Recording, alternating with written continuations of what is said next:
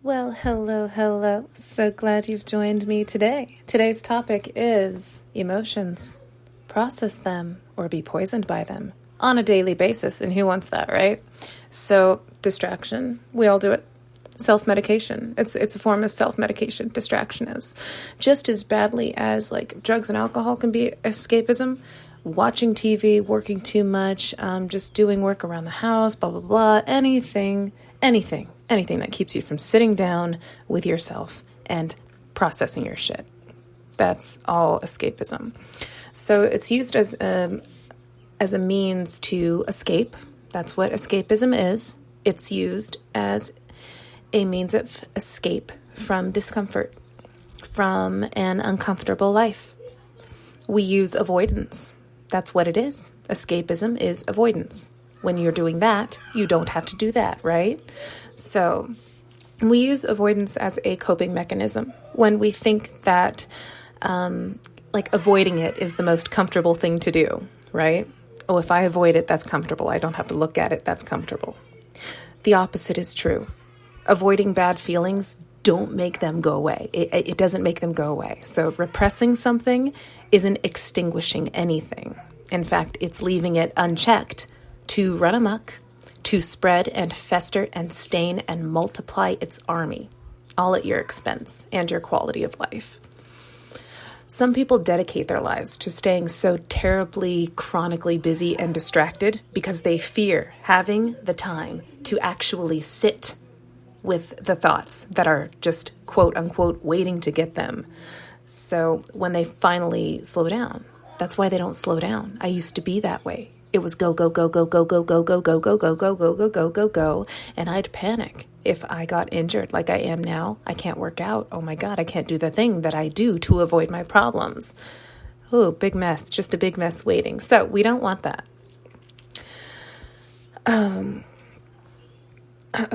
My thoughts derailed, guys. Hang on. Let me locate them. They're somewhere on this desk. Oh, yes, here we go. So, is that really want to live? Is that how you want to live your life?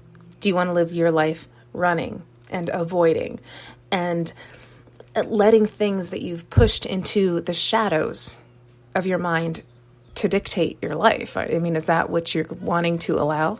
Because that's what you're tolerating when you do that.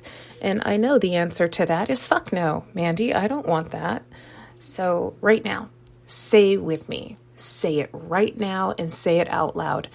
Escapism and distraction isn't a cure because my emotions don't just go away. Again, escapism and distraction isn't a cure because my emotions don't just go away. Now, with that, you've just brought awareness into your consciousness about the issue.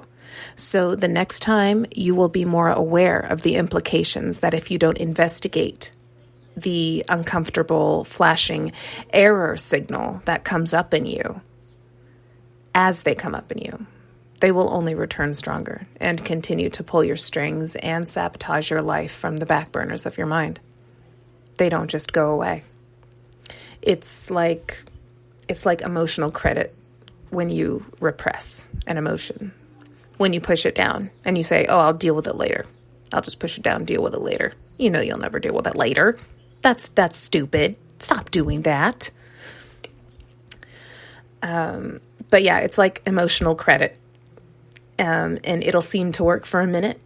But just like credit cards, you rack up and ignore that emotional credit debt long enough without paying your bills. You're going to pay a bigger price in mental fees later. Unprocessed emotions will make their way to the surface eventually. It's inevitable, and they will seep into and bleed all over your life and all aspects of it. They'll sabotage your best efforts at every turn. When you push down emotions or you discredit your feelings, some people are pros at gaslighting themselves in attempts to invalidate their hurt or their anger in order to get rid of it. But it doesn't ever get rid of it because they don't really believe their own bullshit. They'll say like, oh, it wasn't that bad. I shouldn't feel this way. Or I'm too sensitive. That wasn't even a big deal. I'm fine. And they'll try to convince themselves that they're fine. and that they weren't hurt.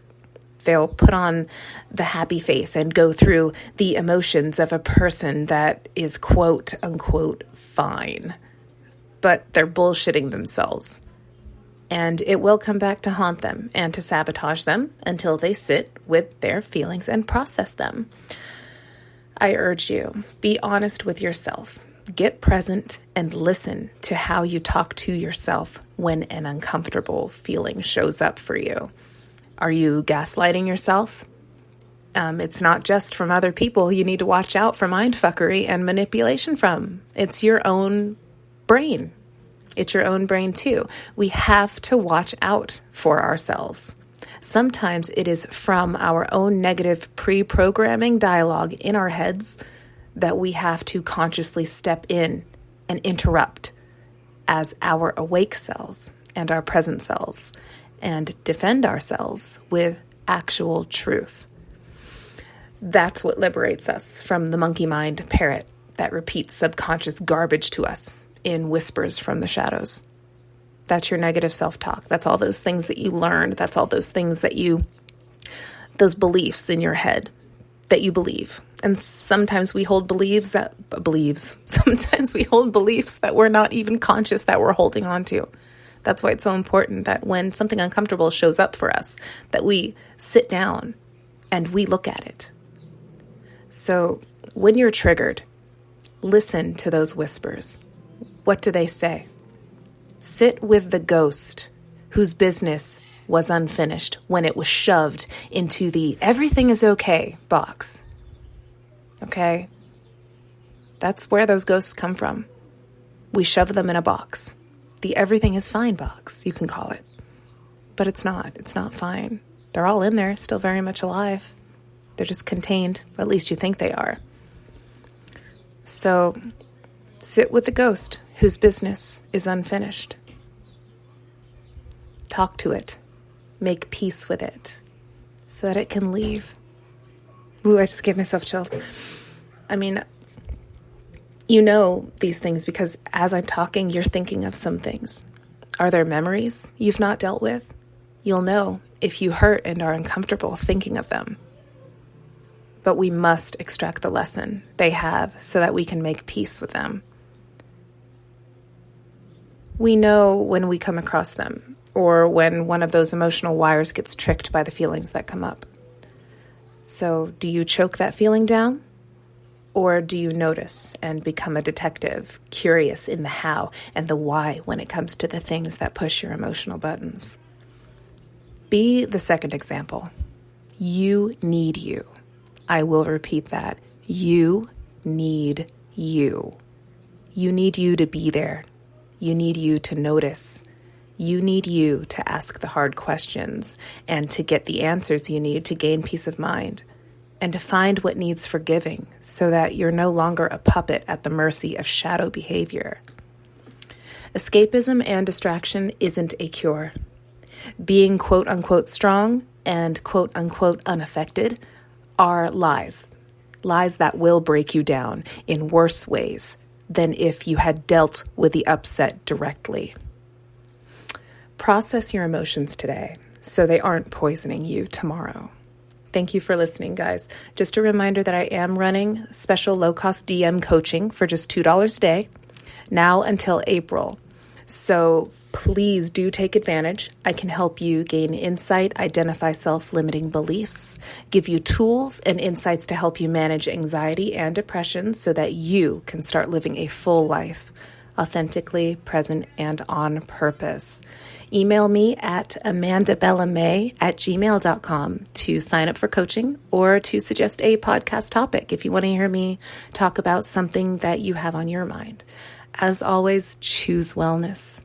Choose wellness. It is a choice. Namaste.